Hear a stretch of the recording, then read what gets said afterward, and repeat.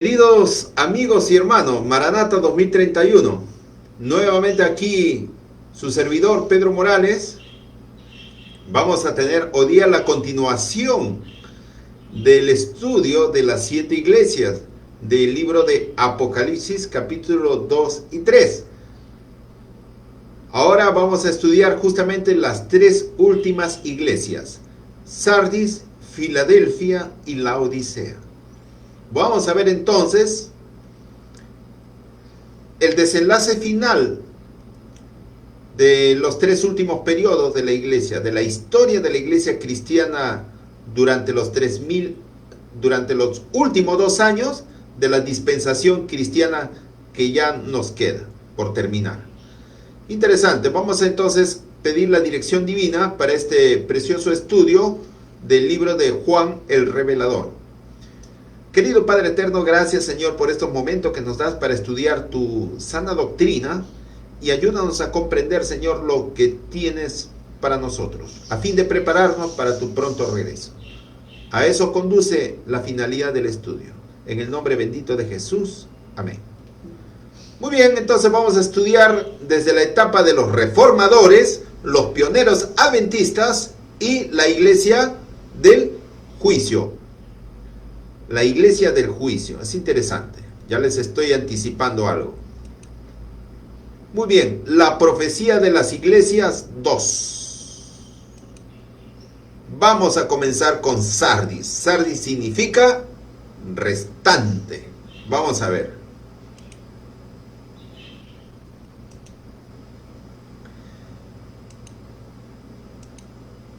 Sardis disfrutaba de una espectacular fortaleza natural. Esa fotografía es justamente de ese lugar de Turquía, del país de Turquía, ¿no? Parecía inexpugnable. Representa entonces la iglesia de la Reforma desde el año 1517 a 1755 después de Cristo. Entonces, esto representa este periodo a la etapa de los reformadores. ¿Quiénes aparecieron? Juan Calvino, Juan Wycliffe, aparecieron Hus y Jerónimo, los Latimer, Guillermo Fox, y por supuesto no me podría olvidar nunca de Martín Lutero.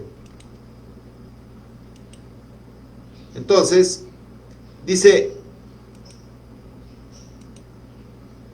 Sardis, la ciudad, eclipsaba a Pérgamo y Esmirna con su elevada montaña que ofrecía la máxima seguridad terrenal.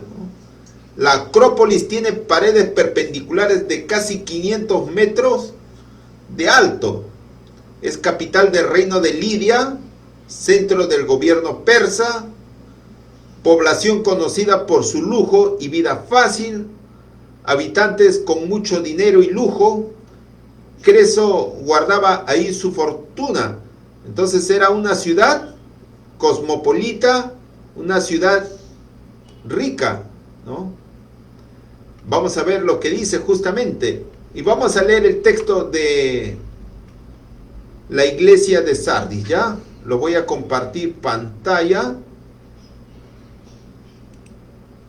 Vamos a compartirles pantalla del capítulo 3 de Apocalipsis.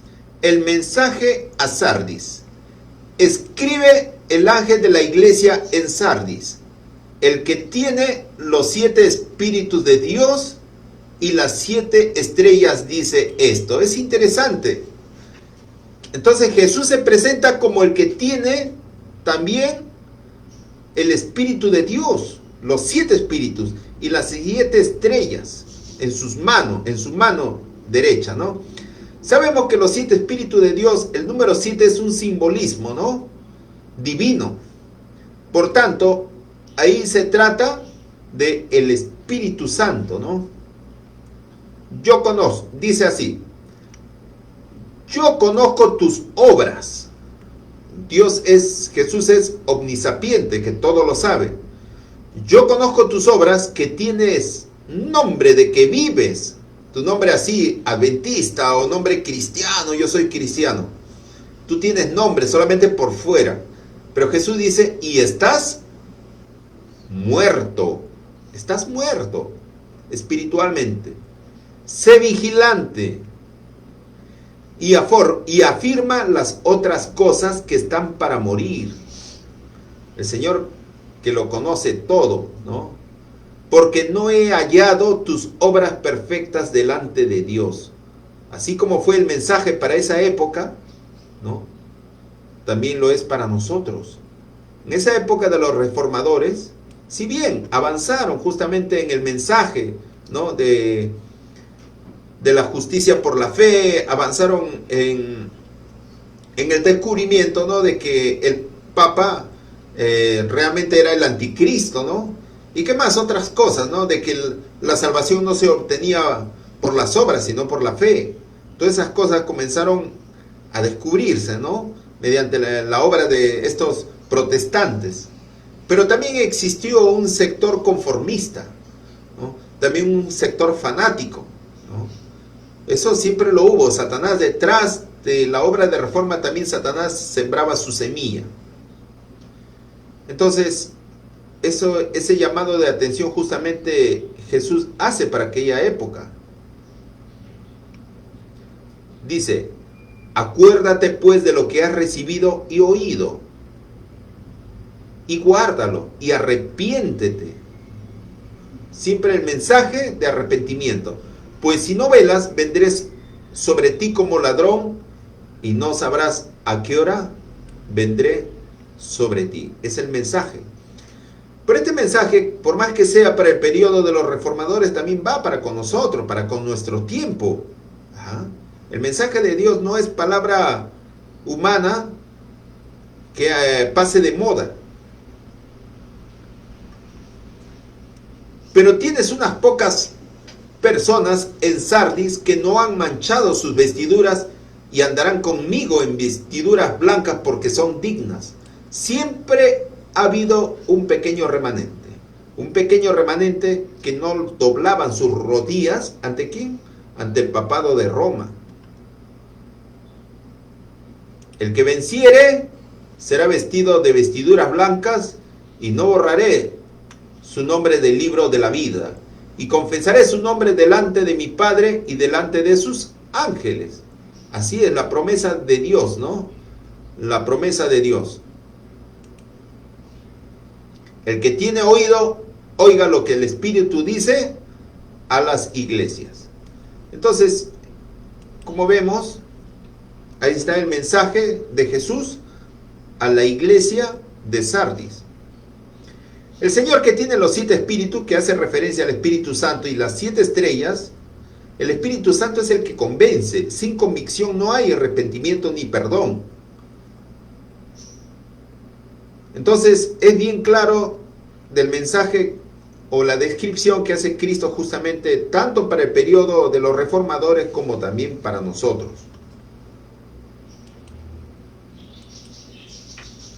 La reprensión, ¿no? La iglesia se caracterizaba como que tenía nombre de que vive, pero espiritualmente estaba muerto, ¿no? Dice, se jactaba de renombre y fama, pero no lo merecían. Decían que estaban muy despiertos, muy vivos, pero el Señor los considera muertos. Hay esperanza y ayuda para el que comprende su situación y busca al Padre. Este mensaje iba directo también para los católicos, porque era la iglesia imperante en ese tiempo, ¿no? Entonces se creía pues la iglesia perfecta también, de que fuera de la iglesia católica no hay salvación. O sea, decían que tenían nombre de que viven, pero en realidad estaban muertos. Es interesante, ¿no? Jesús, que lo sabe todo, da este tipo de mensaje, ¿no? La iglesia muerto. ¿Qué otra condenación se puede agregar? Jesús les aconseja despertar, fortalecer lo que resta, recordar las experiencias pasadas, tenerlas presente y arrepentirse, ¿no? Bien claro está el mensaje. Porque si no velas, vendré sobre ti como ladrón y no sabrás a qué hora vendré sobre ti. Pero existe una esperanza, ¿no? Una promesa. El vencedor usará el vestido blanco de la inmaculada perfección y justicia de Cristo. El nombre será conservado en el libro de la vida y el Señor presentará el nombre del fiel ante el Padre.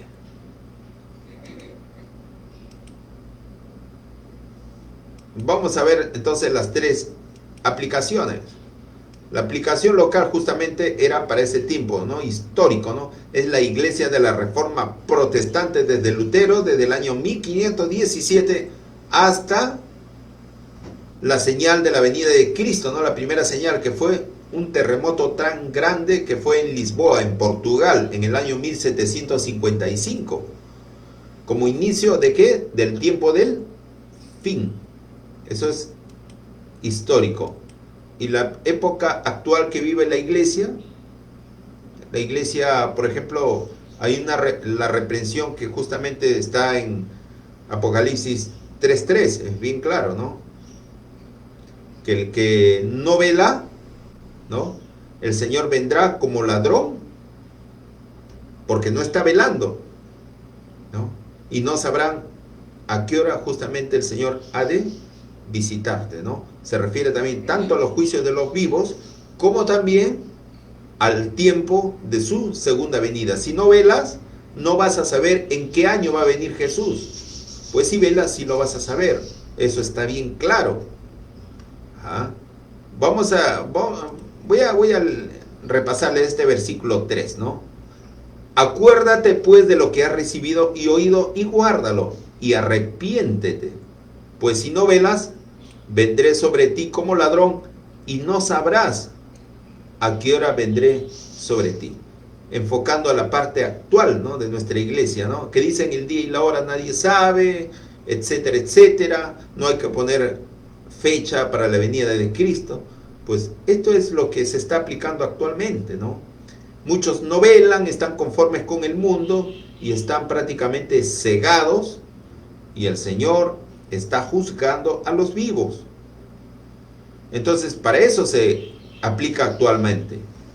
Sé vigilante y afirma las otras cosas que están para morir, porque no he hallado tus obras perfectas delante de Dios. Así es. El Señor, que es el juez, ¿no?, nos pide que seamos vigilantes y afirmar nuestro primer amor para con su obra. Así, mis queridos amigos, esa es la aplicación actual, ¿ya? Ahora vamos a ver Filadelfia.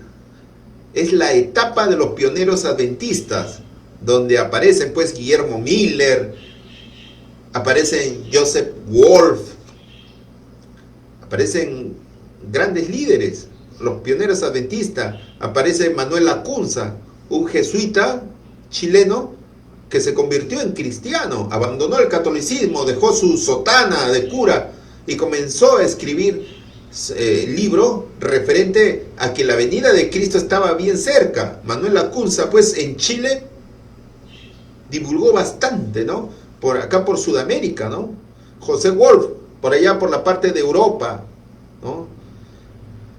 Guillermo Miller en todo Estados Unidos, y así se extendió pues la obra en esta etapa de Filadelfia, ¿no?, que abarca desde el año 1755 hasta el año 1844. Vamos a ver qué les estoy adelantando.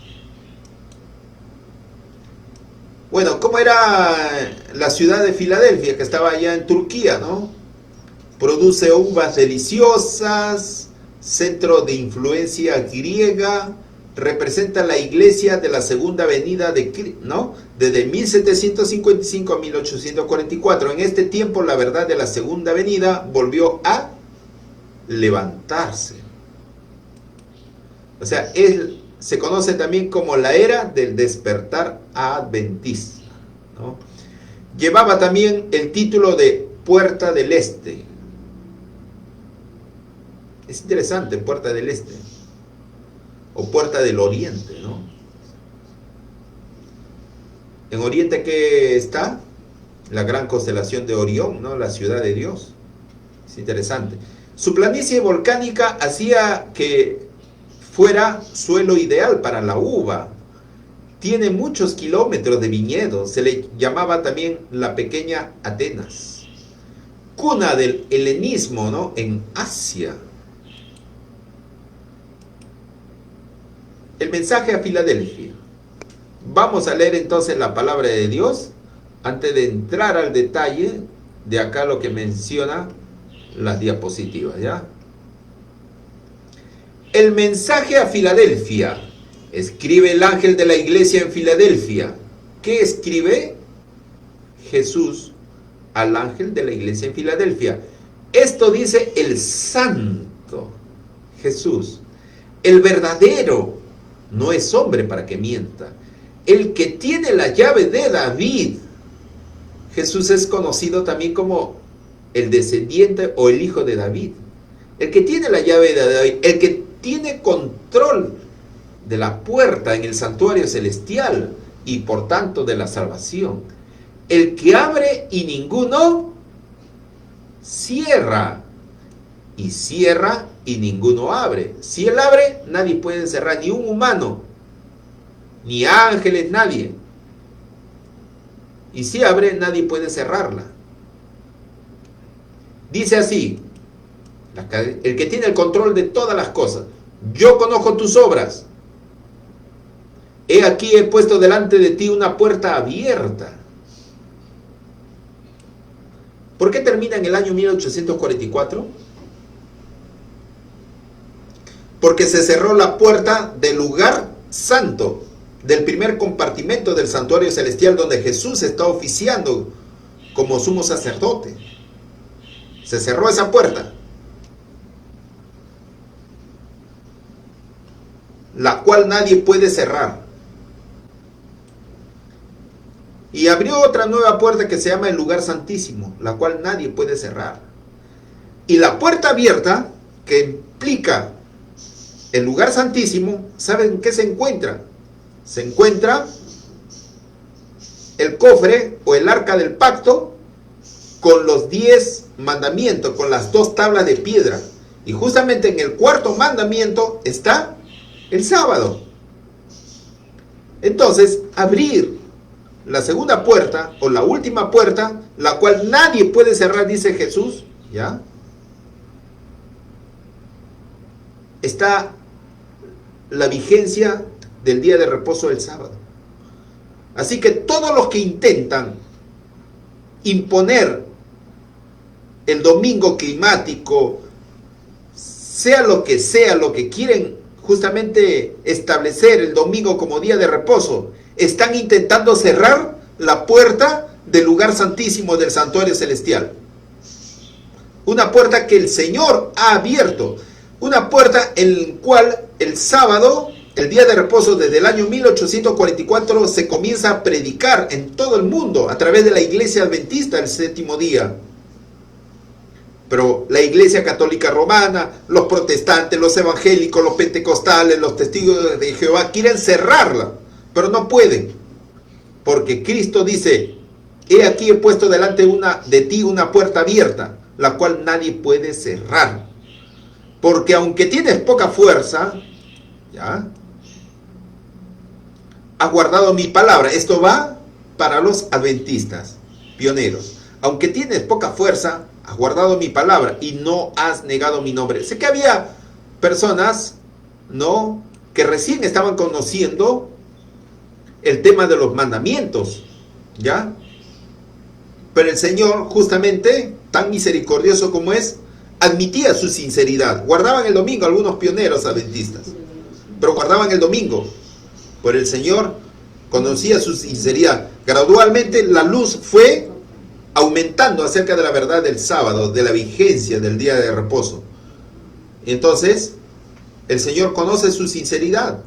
Pues dice: aunque tienes poca fuerza, has guardado mi palabra y no has negado mi nombre, ¿no? Es interesante. Dice: he aquí, yo entrego de la sinagoga de Satanás a los que dicen ser judíos y no lo son, sino que mienten. Había justamente entre ellos personas infiltradas, ¿no?, que decían ser adventistas, pero cuando hubo el gran chasco, se fueron por la tangente. He aquí, yo haré que vengan y se postren a tus pies y reconozcan que yo te he amado, ¿ya?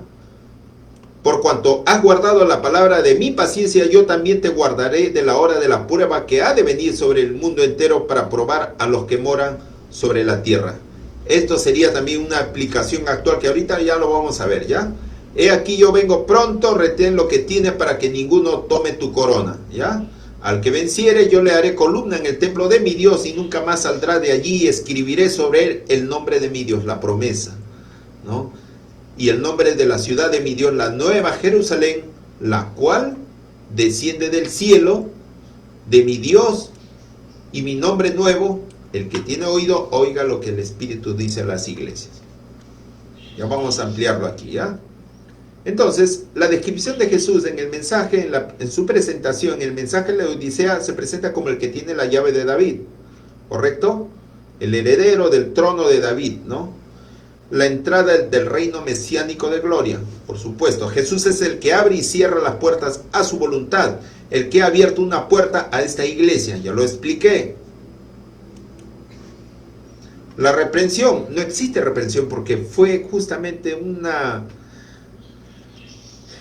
deseo muy sincero, ¿no? Donde predicaban por todas partes la verdad sobre el segundo advenimiento. Justamente en ese periodo hubo señales que se cumplieron. En el año 1780 hubo el oscurecimiento del sol y la luna, como señal que Jesús justamente en Mateo 24 en el Monte de los Olivos mencionó, que serían pues señales precursoras de su advenimiento. En el año 1833, ¿qué cosa hubo? La caída de las estrellas, o como lo llaman científicamente, la tormenta Leónidas, o la tormenta Leonida, como lo quieran llamar. Entonces, todas esas cosas fueron justamente señales precursoras de la venida de Cristo. Y todo eso justamente motivó a que muchas iglesias protestantes que estaban como muertos, justamente despertaran su conciencia, y muchos se unieron al movimiento milerita, al movimiento adventista. ¿Correcto?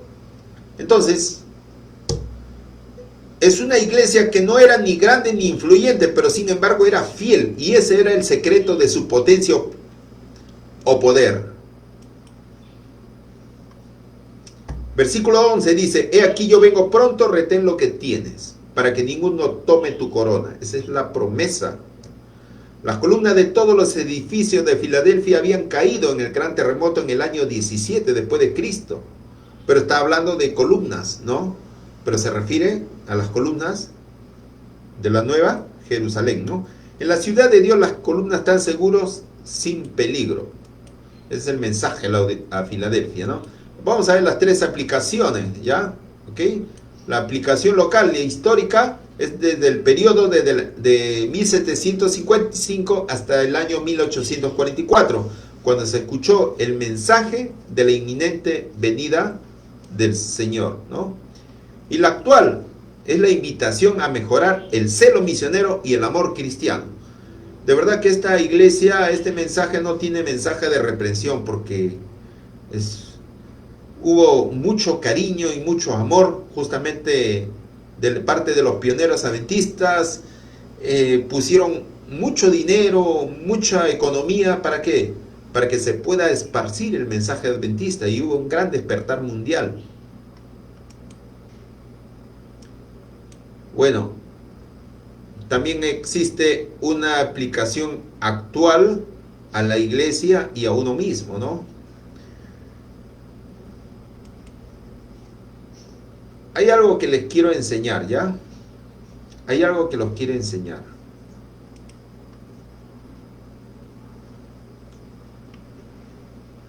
Hay algo que los quiero enseñar. Se van a sorprender.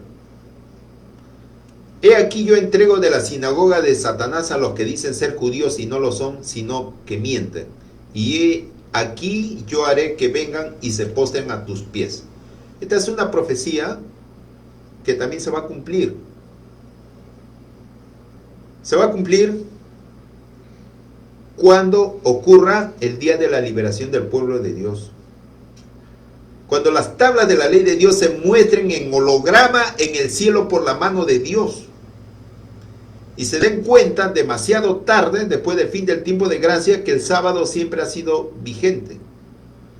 entonces van a reconocer el error en que han estado, pero va a ser demasiado tarde. Y se van a dar cuenta que los que recibieron la marca de la bestia del domingo, que los que eran perseguidos tenían la razón. Se van a dar cuenta que los 144,000 tenían la verdad. Y estos van a ir a los pies de los 144,000 arrepintiéndose, lamentando, porque se dan cuenta que están perdidos, pero van a los pies de los santos a llorar. Y justamente lo que dice acá, y reconozcan que yo te he amado. Van a reconocer, van a gritar, yo no sabía que Dios te amaba, perdóname por perseguirte, por intentar matarte, ¿no? Perdónanos, ¿qué debo hacer para ser salvo? Pero ya va a ser demasiado tarde. Eso se va a cumplir, hermanos, eso se va a cumplir. Por cuanto has guardado la palabra de mi paciencia, yo también te guardaré de la hora de la prueba que ha de venir sobre el mundo entero. Les digo, o les pregunto, ¿ha habido alguna prueba sobre el mundo entero en esa etapa de los pioneros adventistas del año 1844? No. Con la justa ha habido solamente el gran chasco, que fue para un grupo de adventistas que creyeron que Jesús iba a venir por segunda vez, porque estaban interpretando mal. Eso no ha sido una prueba que ha de venir sobre el mundo entero, ¿no? Ha sido si ha sido una prueba, ha sido una prueba a escala menor, pero justamente la hora de la prueba que ha de venir sobre el mundo entero va a ser, ¿qué cosa? La ley dominical, amigos, ¿ya? Que ha de probar sobre el mundo entero, cuando el papado intente hacer el gobierno mundial, estableciendo el domingo como día de reposo climático. Entonces, pero Dios ha prometido guardarnos a su pueblo, a sus hijos sinceros, que se mantengan firmes, ¿no? Y ese por eso que es la aplicación actual que lo estoy dando. He aquí yo vengo pronto, retén lo que tiene para que ninguno tome tu corona. Pues este es el mensaje actual para los verdaderos fieles de Dios, adventistas, ¿no? Sabemos cuándo va a venir el Señor, sabemos cuán pronto va a ser de acá a 10 años. Retén lo que tiene para que ninguno tome tu corona. Sigue fiel, ya lo sabes. Así que no te rindas, sigue adelante cualquier tipo de prueba que puedas tener en tu vida. Al que venciere yo le haré columna en el templo de mi Dios. Es la promesa, ¿no? Es la promesa que el Señor da. El que tiene oído, oiga lo que el Espíritu dice a las iglesias. ¿Correcto, hermanos? Entonces, acá hay una mención, dice, el agua que pasa ahí nace caliente en Heriápolis, es tibia, dice, representa la iglesia actual. Eso es lo que vamos a ver entonces, la Odisea. Ahora estamos pasando a la Odisea. ¿Qué dice sobre la Odisea? Dice, el agua que pasa ahí nace caliente en Heriápolis. Esto es en la Odisea, o sea, es tibia. ¿A qué representa entonces la iglesia actual que abarca desde el año 1844 hasta el tiempo del fin? Se la describe satisfecha y materialista. Interesante. Vamos a leer esos textos, ¿ya?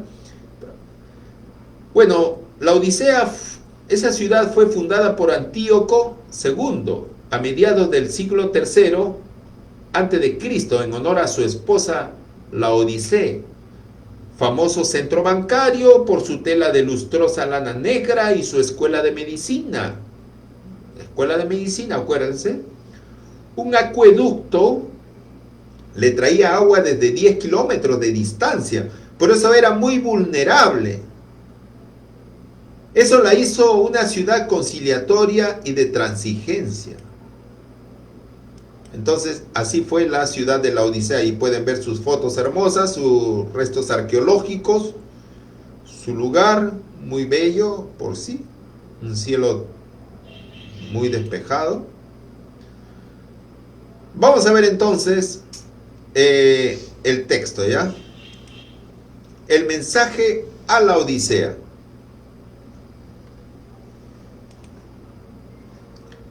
Y escribe al ángel de la iglesia en la Odisea.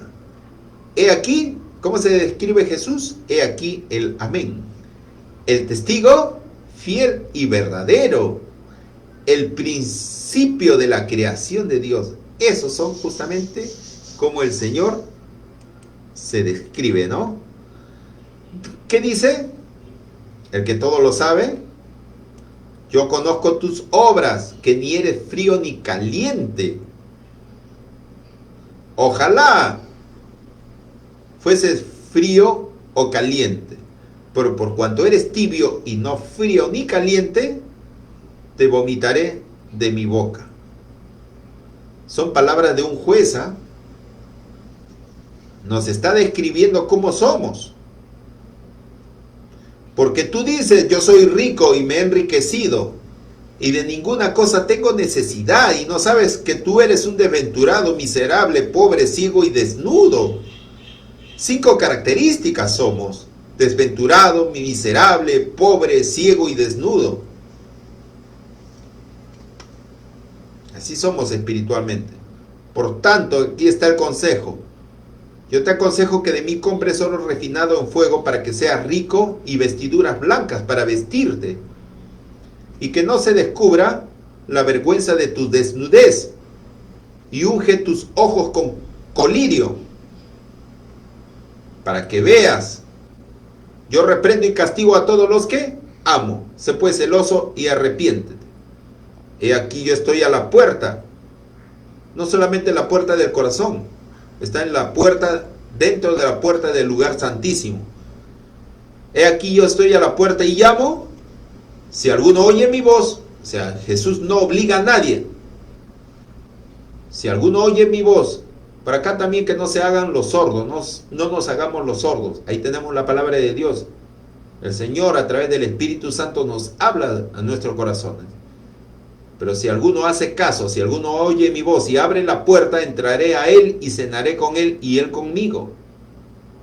Tenemos que abrirle la puerta de nuestro corazón. Al que venciere le daré que se siente conmigo en mi trono, así como yo he vencido y me he sentado con mi Padre en su trono. ¿No te gustaría sentarte al lado del trono de Dios? El que tiene oído, oiga lo que el Espíritu dice a las iglesias. Ahora vamos a estudiar los comentarios. Jesús se presenta como el amén, el testigo fiel y verdadero, y el principio de la creación de Dios. Él cumple su palabra, podemos confiar en él. Jesús no cambia, es veraz, por algo es testigo fiel y verdadero, y su mensaje debe ser aceptado sin vacilaciones y sin cuestionar nada, porque él es Dios, no es hombre para que mienta. El encomio no tiene igual que Sardis. Dar un elogio a una iglesia autosatisfecha hubiera impedido la posibilidad de avivar. ¿Qué cosa se puede distinguir con una alabanza a este periodo de la iglesia, ¿no? La Odisea significa Laos dicense, ¿no? Significa pueblo o pueblo juzgado, o juicio al pueblo, ¿no? Eso es lo que significa la Odisea. O sea, es la etapa en la cual desde el año 1844 comenzó el juicio investigador en el santuario celestial, tanto para los muertos como para los vivos que una vez se entregaron a Dios, ¿no? El reproche: no eres frío ni caliente, sino tibio, debido a su abundante riqueza y salud. Como la iglesia adventista actual empezó primero, ¿no?, con pocos pioneros adventistas. Poco a poco fue creciendo económicamente, ¿no? Comenzó a tener la Review and Herald, imprenta, luego sanatorio en Battle Creek, y la obra comenzó a expandirse en Europa, en Australia, ¿no? Y Dios bendijo sobreabundantemente a esta iglesia. Ahora existen universidades, institutos y colegios por todos lados, clínicas y hospitales que se han vuelto más materialistas. Y es lamentable, ¿no?, cuando uno quiere atender a una clínica adventista, sale más caro que cualquier otra clínica particular del mundo. Entonces, hasta una clínica católica está más barato para poder atenderse, ¿no? Y, ¿no? A veces encuentras, pues, en una iglesia católica encuentras una posta médica que la consulta te cobran 20 soles. Si vas a una clínica acá adventista por Miraflores, la consulta no te baja de 80 o 100 soles, una consulta médica, esa es la verdad. Entonces, eso es lo que está pasando y es muy triste, ¿no? Es muy triste que se haya vuelto materialista, igual como la Odisea, ¿no? Y Sardis también, ¿no?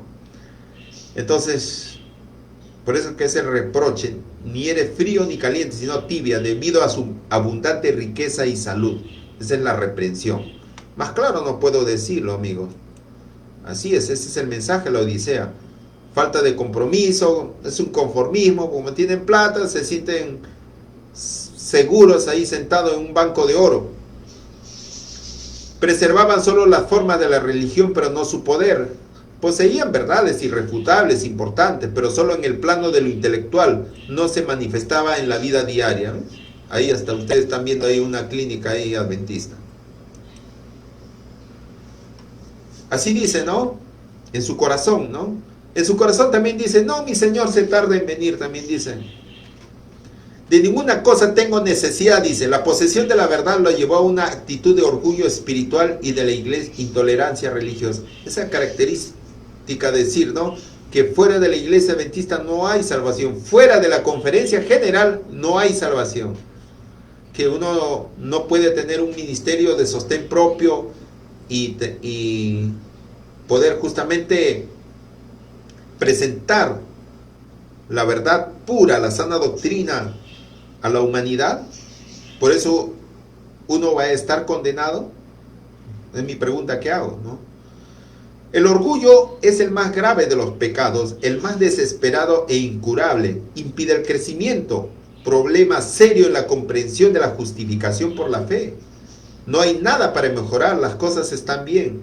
El Espíritu, con esa actitud, ¿no? Con esa actitud orgullosa, el Espíritu Santo no puede entrar donde no se siente la necesidad de ayuda. Así es. Por eso que es el mensaje de Jesús que dice, ¿no? Somos desnudos, ciegos, desventurados. 5 características malas nos da el Señor Jesús. Pero inclusive nos da el consejo, ¿no? Yo reprendo y castigo a todos los que amo, ¿no? ¿Qué más nos dice? Yo te aconsejo que de mí compres oro refinado en fuego, ¿no? Y vestiduras para cubrir tu desnudez. Ese es el reproche, ¿no? Pobres a pesar de su riqueza, somos ciegos a pesar de su famoso ungüento para los ojos, desnudos a pesar de las finas telas negras que elaboraban con tanto orgullo. Tremendo, ¿no? El consejo que nos da, como lo repito, no comprar de Dios varias cosas, ¿no? Oro refinado en fuego es la fe que se manifiesta en obras de amor. Vestiduras blancas para vestirte es el manto de la justicia de Cristo, tanto la imputada como la impartida. Eso es lo que la iglesia adventista adolece, justamente es falta de ¿qué? Falta de la comprensión de lo que es el tema de la justificación por la fe y sobre todo vivirlo. Y por eso viene la pobreza espiritual y la ceguera, ¿no? Y de paso, ¿no? El consejo, colirio para que veas. La vista es un símbolo de percepción, de discernimiento espiritual. Por eso es que a veces no tienen cabeza, ¿para qué? Para comprender el año de la venida de Cristo. Nuestros pioneros adventistas creían en los 6.000 años de historia y Cristo iba a venir. Hablaban, por ejemplo, del reposo milenial. Había escrito también J.N. Andrews, Guillermo Miller también, que tenían sus mentes bien despiertas, ¿no? Que eran celosos de la palabra de Dios. Ellos escribieron sobre los 6.000 años de la venida de Cristo. Ahora, la iglesia no lo tocan, lo esconden, dicen que eso es aproximado, que recién estaban en sus comienzos, no podían entender bien, tanto pretexto, ¿no? El día y la hora nadie lo sabe, muchas cosas. Eso se llama orgullo, eso se llama creer saberlo todo, pero en realidad están tan ciegos. Por eso que no tienen discernimiento, no tienen percepción de lo que la palabra de Dios a través también de alegorías nos hace entender, que Cristo viene a los 6.000 años de historia del mal. Por eso que el consejo que Cristo da a los laodicenses o a los adventistas nominales es: sé pues celoso y arrepiéntete. Un cambio de mente, una verdadera conversión. Solamente así hay esperanza, amigos. Ese es el mensaje de la Odisea. Y esto es: he aquí yo estoy a la puerta y llamo, si alguno oye mi voz y abre la puerta, entraré a él y cenaré con él y él conmigo. Dios nos busca primero. Mientras nosotros estamos durmiendo, conformista, así estamos mal. Nosotros debemos responder al llamado de Dios. Si alguno se pierde, será porque no respondió, no porque Dios no lo haya invitado. La vida eterna está a nuestra disposición ahora, en este momento. El Señor nos la ofrece y pide que respondamos. Ese es el mensaje, mis queridos amigos, ¿ya? Ese es el mensaje, como le repetimos, ¿no? Y vamos, la aplicación local ya lo hemos visto, la aplicación histórica que abarca desde el año 1844 hasta nuestros días, ya lo hemos visto también. Y la actual, pues, somos el pueblo juzgado, y eso significa la Odisea. Tenemos que responder entonces al llamado que el Señor nos da. ¿Correcto?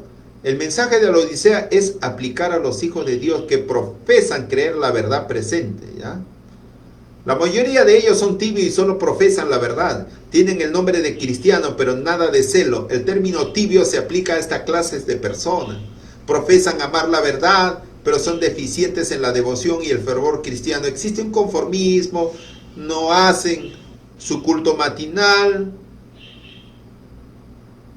no se preocupan por estudiar la palabra de Dios. Con un versículo en la mañana se van a trabajar, se van a estudiar y ya se olvidan hasta el día siguiente. ¿Eso es cristianismo? ¿Así se van a salvar? Yo me pregunto, ¿así uno se va a salvar? Es una tristeza, de verdad. Debemos examinarnos en qué estamos andando. Pero la promesa de Dios está hecha, ¿no? Es hermosa, el tiempo es corto, se está dirigiendo a las últimas invitaciones, los últimos llamados. Este es el momento de entregar toda nuestra vida al Señor Jesús. Tomar esa decisión nos va a dar paz y poder y nos preparará para pasar los últimos acontecimientos.